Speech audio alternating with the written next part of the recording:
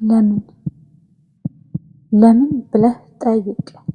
ሰው ሲተውህ ለምን እንደሄደ፣ ህመም ሲጨምር ለምን እንደመጣ፣ ህይወት ሲያዞርህ ለምን እንደተፈተንክ፣ ለምን የሚለውን የደካማ ጥያቄ አይደለም፣ እውነትን የሚፈልግ የጠንካራ ልብ ድምፅ እንጂ። ለምን እንደወደቅክ ካወቅክ እንዴት መነሳት እንዳለብህ አትዘነጋውም። ለምን ለሚለው ጥያቄ ብዙ መልሶች ሊኖሩህ ይችላሉ። ነገር ግን አንዷ መልስ ብቻ ለምንን ትተካለች።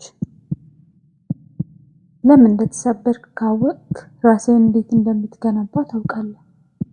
አንዳንዴ ለምን መልስ አይኖረውም፣ ግን ያ ጥያቄ ሰውን ያሳድገዋል።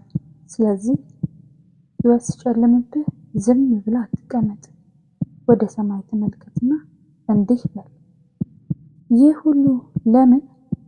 ህይወት በጸጥታ ሲያልፍ ሰው ብዙ ነገር አያስብም፣ ግን ሌሊት ረጅም ሲሆን፣ ልብ ሲደክም፣ እንባ በዓይን ጫፍ ሲንጠለጠል አንድ ቃል ብቻ ይቀራል፣ ለምን። ሰዎች ይቀየራሉ። ለምን የቀረበ ሰው ይርቃል? ለምን የምታፈቅረው አንተን አያይህም? ለምን መልካም ልብ ብዙ ጊዜ ይጎዳል?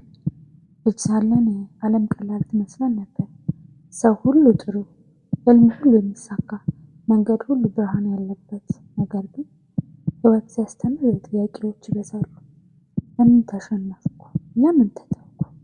ለምን እኔ? ለምን? አንዳንዴ መልስ እንፈልጋለን፣ ግን ህይወት በዝምታ ትመልሳለች። ያኔ ነው ሰው ራሱን የሚያገኘው። ምክንያቱም ጥያቄዎች ከመልሶች በላይ ሰውን ያሳድጋሉ። የወደቀ ሰው ለምን ወደቅኩ ብሎ ይጠይቃል። ከዚያም እንዴት መነሳት እንዳለበት ይማራል። የተሰበረ ልብ ለምን ተሰበርኩ ይላል። ከዚያም እውነተኛ ፍቅር ምን እንደሆነ ያውቃል።